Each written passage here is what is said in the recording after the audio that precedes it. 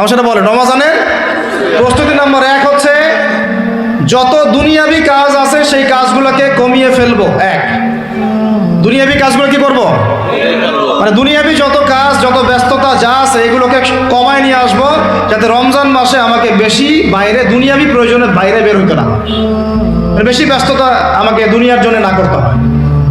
মনে করেন যে আপনি চাইলে এখন যদি সামর্থ্য থাকে রমাদান এবং ঈদের বাজার করে রাখতে পারেন, কারণ লাইলাতুল কদর নষ্ট করে ঈদের বাজার, আর রমজানের অনেক রুহানিয়াত নষ্ট করে দেয় দুনিয়াবি বাজার ঘাট, তাই না? সবার সামর্থ্য হয় না, কিন্তু বড় বড় যে বিষয়গুলো আছে, বড় বড় খাবার, মৌলিক খাবার, এগুলো আপনি 2 মাসের জন্য বাসায় রাখতে পারেন যদি সামর্থ্য থাকে।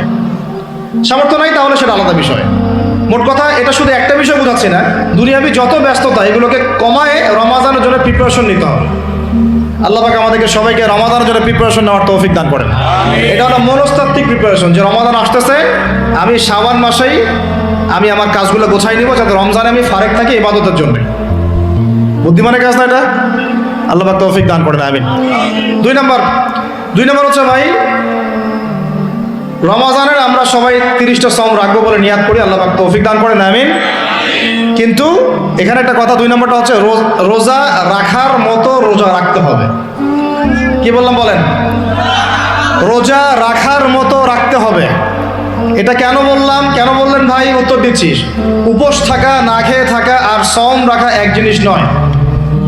পানি ছেড়ে দেওয়া, খাবার ছেড়ে দেওয়া আর ইসলামী সওম এক জিনিস নয়।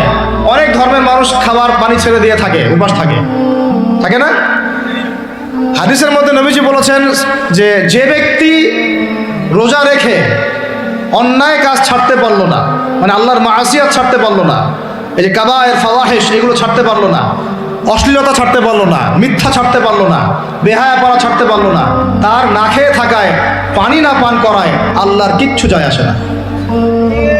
আর রোজার বিষয় বুঝলাম। রোজা কাকে বলে ভাই? মানে রোজা মানে হচ্ছে আমি আল্লাহ পাকের সমস্ত নিষেধ ছেড়ে দিব। কি করব?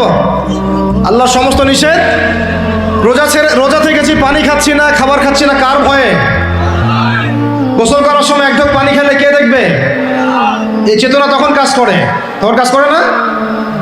চুপ করে 1 লোকমা ভাত খেলে কে দেখবে? কেউ দেখবে? আল্লাহ ছাড়া কেউ দেখবে? কেউ দেখবে না। তারপর আপনি খান না কেন? কারণ আপনি অনুভব করেন যে আল্লাহ পাক আমাকে দেখছেন। এটাই হলো ইহসান। এটার নাম কি?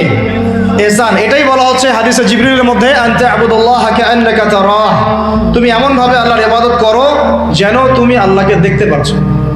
ওয়া ইল্লাম তাকুন তারাহু, তুমি যদি আল্লাহকে দেখতে না পারো জেনে রাখো ফাইন্নাহু ইয়ারাক, আল্লাহ পাক তোমাকে দেখছেন। এইটাকে বলে আল্লাহ কনসিয়াসনেস বা ইহসান বা তাকওয়া।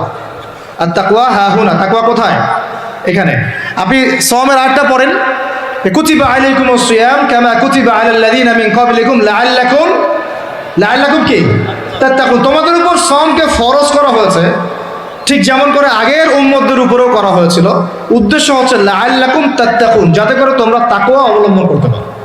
তাকওয়া মানে আল্লাহ কনসিয়াসনেস, এই যে আমি খাচ্ছি না, পান করতেছি না, আমি বিশ্বাস করি আল্লাহ আমাকে দেখতেছেন, এই তো সেই বান্দা কেমন করে রমজান চলে গেলেই বেনামাজি থাকতে পারে? রমজান চলে গেলে কি আল্লাহ তাকে আর দেখে না? সেই বান্দা কিভাবে সুদ খায়, তখন কি আল্লাহ তাকে দেখে না? সেই বান্দা, একই বান্দা কিভাবে জেনা করতে পারে, মেয়েকে নিয়ে কেমন করে বাইকে ঘুরতে পারে, কেমন করে গায়রা মাহরামের সাথে আমরা করতে পারি, ফ্রি মিক্সিং করতে পারি, কেমন করে সে জুয়া খেলতে পারে, কেমন করে সে মাদক খাইতে পারে, কেমন করে সে আল্লাহ দ্রোহী আইন বাস্তবায়ন করতে পারে, যদি সে এই চেতনা থাকে যে আল্লাহ আমাকে দেখছেন। এই চেতনাটাকে বদ্ধমূল করার জন্যই রমাজান আসে। বলেন সুবহানাল্লাহ। আমি বুঝাতে পারলাম রোজা রাখার উদ্দেশ্যটা কি? ওই জিনিসটাকেই আমাদের ভিতরে ইনস্টল করাই হলো উদ্দেশ্য। লাআল্লাকুম, অবশ্যই বলেন লাআল্লাকুম তাত্তাকুন। তাকওয়া কি কিনতে পাওয়া যায় বাজারে?